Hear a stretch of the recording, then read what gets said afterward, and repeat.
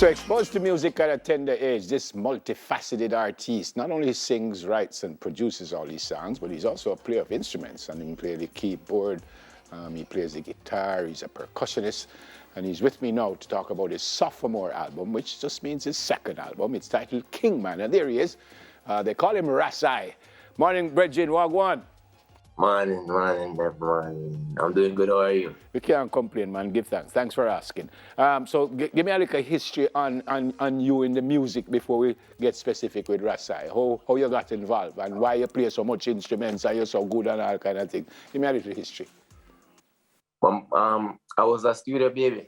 You know, my mother was a part of Tough Gang from its inception, so you can basically say I'm born and growing at the studio, so I was always around China Smith, Clayton Brown, Dean Fraser. You know, I used to watch Reggae Isaacs and just a whole host of artists. So, you know, them said children absorb whatever they are around. And so I was always just fiddling with instruments. And that was where it got started for me. And then in high school, I started making rhythms with my brethren for some established producers. And then from there, I started my own label. Then I started writing songs for people until now I'm at the front of the stage and I'm behind the microphone. Yeah. I said at the start, at a tender age, you're still a very young man and you've accomplished a lot in a very serious way in playing all the music. Anything as a young man that did just stand out? Like I wear number 10 because I see Pele, and I say, I wear number 10 because I see Pele. But anything you did see or anyone you see, and you just say, yeah, man. Right? That's what you want to end up. Stephen Marley. Stephen Marley? Yeah. I used to, whenever he was in the studio, I used to always be like in the back of the room, just watching and observing. So he's one of my greatest teachers. Yeah, fantastic. You said Kingman is your greatest body of work, am I right? Yeah. What makes this different from your first album? Why is this one different? I think it is different because I unlocked, or I should say we, as in the production team and everybody involved, we unlocked a new layer, you know, a new level in terms of sound, sonics, lyrics, you know, melody. Because it's a pandemic album, and during the pandemic we were wondering what we were going to do. Because we can't move, we can't travel, we can't, you know, do what we really want to do. The only thing we could do is make music, and it just forced us to unlock a different layer. Yeah. When you listen to it, and I'm repeating myself, you've already said it's your greatest work, but when you listen to it now, is there anything that you say, maybe I could have tweaked this a little bit, maybe I could have done that a little bit differently, or are you very, very satisfied that you got out exactly what you wanted? Probably one or two things, but I feel like I'm overly critical of my work too sometimes. Which is good. Yeah, it is good.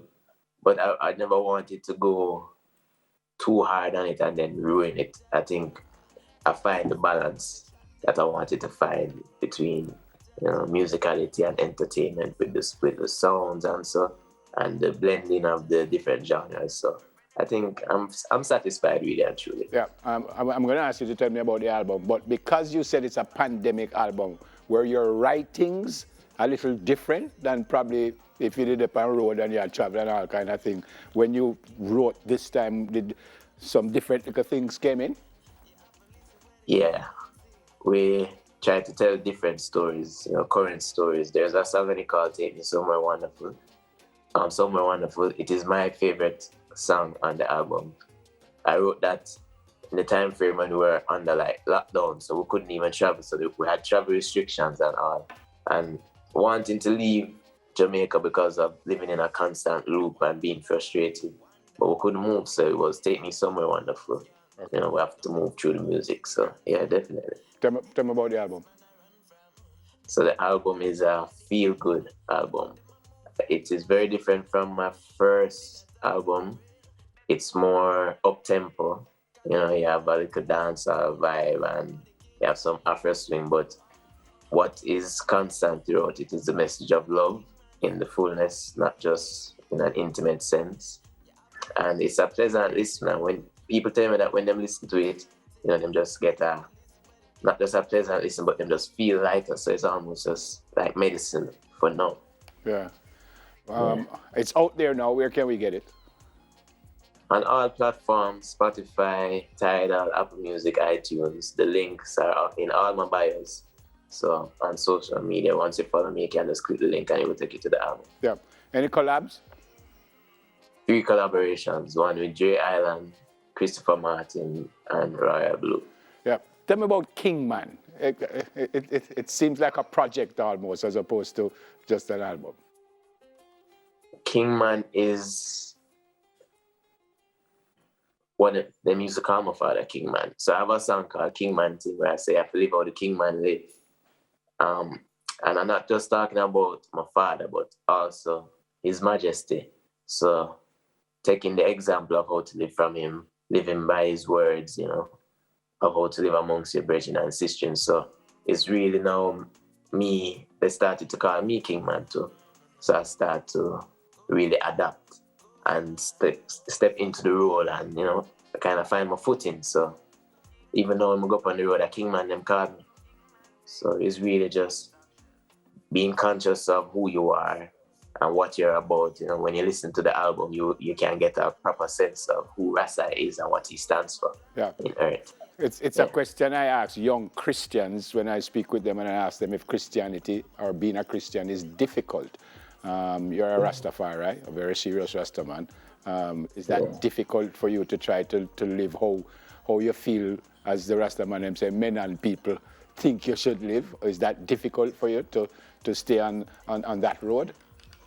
When I was younger, it was kind of difficult, but, you know, growing up as a Rastafari and youth, you kind of have to find yourself a lot quicker than some of your peers because, as you know, we face a lot of trials and tribulations over the years. Yeah. So I just reached the point now where, I know who Emmanuel is, who Rasa is. So it's very much easier now. Okay. Which song you said was your favorite? Somewhere Wonderful. Give me a little 5 seconds as we go to the break. Take me somewhere wonderful. So tired of being misunderstood. I keep on doing all the good.